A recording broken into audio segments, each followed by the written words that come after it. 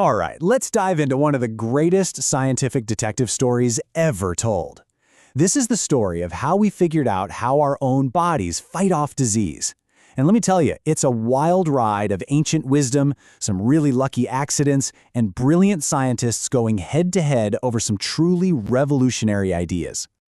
So, let's start with the biggest question of all, the one that's kept scientists up at night for centuries. How in the world does your body know the difference between what's you and what's, well, not you? How does it pull off this incredible magic trick of spotting a dangerous virus while leaving your own trillions of cells completely alone? That's the core mystery we're going to unpack today. And you know, there's a whole field of science dedicated to solving this exact puzzle. It's called immunology, and its entire mission is to figure out that profound, amazing ability to tell self from non-self, and just as important, how it remembers every bad guy it's ever met. It's really the story of how our bodies learned. What's so fascinating is that the first big clues in this whole mystery, they didn't come from some high-tech lab. Nope, they came from just watching, from centuries of observation and some pretty gutsy folk medicine. For hundreds of years, people started to notice a pattern. If you got sick with something and survived, you usually didn't get it again. Way back in ancient China, they practiced something called variolation. Basically, they'd expose babies to smallpox scabs on purpose. Super risky, but the idea was there. That practice eventually made its way to England in 1718, thanks to Lady Mary Wortley Montagu. Then, a farmer, Benjamin Jesty, had a stroke of genius. He noticed that milkmaids who got a mild disease called cowpox never seemed to get the deadly smallpox. But it was Edward Jenner who really took that idea and ran with it. And this right here, this was the experiment that changed everything. In 1796, Jenner took some gunk from a cowpox sore on a dairymaid's hand and scratched it into the arm of a little boy, James Phipps. The boy got a little sick, had a fever, but then he got better real quick. And then came the truly terrifying part. Jenner deliberately exposed the boy to smallpox. The result? Absolutely nothing. The kid was totally fine, completely protected. And that experiment, by the way, is where we get the word vaccination. It comes from vacca, which is just Latin for cow. So Jenner proved this amazing principle, but just for one disease. The next piece of the puzzle comes from the legendary Louis Pasteur, who managed to turn this one-off observation into a universal scientific method. All thanks to a very lucky mistake. Picture this, it's 1879, and Pasteur is studying a nasty disease in chickens called fowl cholera. He tells his assistant, hey, go infect these chickens. But the assistant forgets and goes on vacation. When he gets back weeks later, he uses that same old, aged-out culture of bacteria. And what happens? The chickens barely even get sick. Pasteur's annoyed, thinking the culture's ruined, so he decides to just use those same chickens for a new experiment with a fresh, super deadly batch.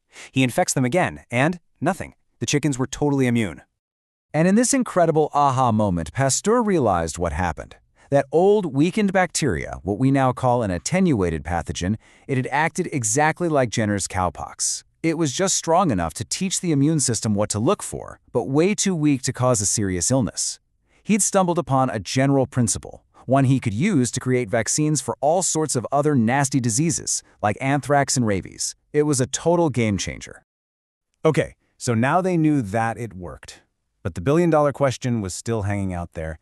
How? What was actually going on inside the body to make this happen? And this question, this mystery, kicked off one of the biggest scientific debates in the history of biology. So you had two teams, two big ideas going head-to-head. In one corner, you had the humoral camp. They thought the magic was in the body's fluids, the humors, like blood. They believed there were these little soluble proteins they called antibodies that did all the work. And in the other corner, you had the cellular camp. Their champion, Elie Metchnikoff, had literally watched white blood cells eat invading bacteria.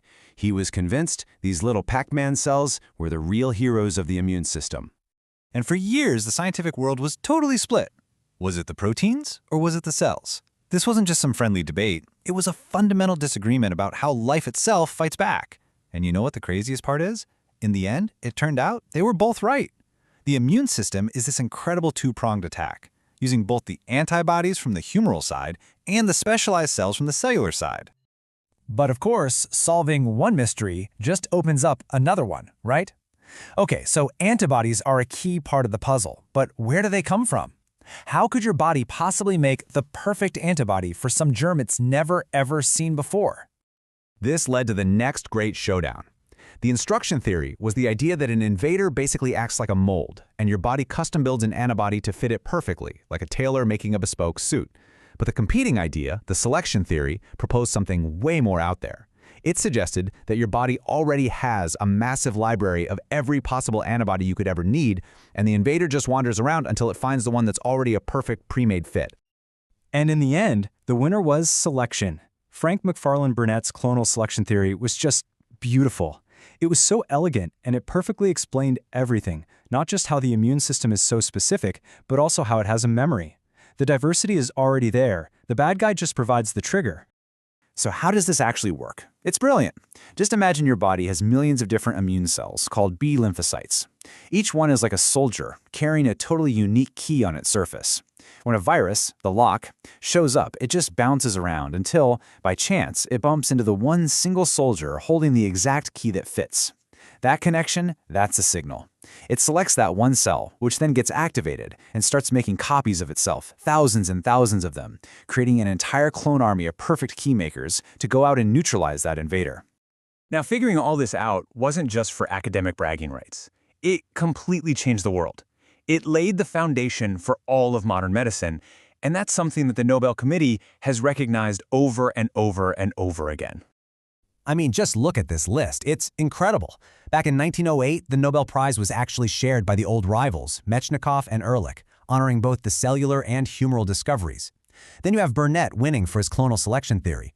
Then prizes for figuring out what an antibody even looks like, for learning how to make them in a lab, and for discovering the genetic miracle that allows our bodies to make so many different kinds in the first place. In total, we're talking about more than 20 Nobel Prizes awarded for discoveries in immunology. You can make a pretty strong argument that no other single area of biology has been so consistently celebrated for its massive impact on our health and our basic understanding of life. And this is why it all matters so much. This is the payoff. All of that fundamental research is the reason we have life-saving vaccines. It's why we can do safe blood transfusions, successful organ transplants. It's the basis for revolutionary treatments for cancer and autoimmune diseases. Every single one of those medical miracles we rely on today is standing on the shoulders of these pioneers we just talked about. The thing is, this incredible detective story is far from over. From fighting the next pandemic, to finding new ways to cure cancer, or even tackling the process of aging itself, the science of how we defend ourselves is still on the absolute cutting edge of medicine. It really just leaves you wondering, doesn't it? What amazing mystery is it going to solve for us next?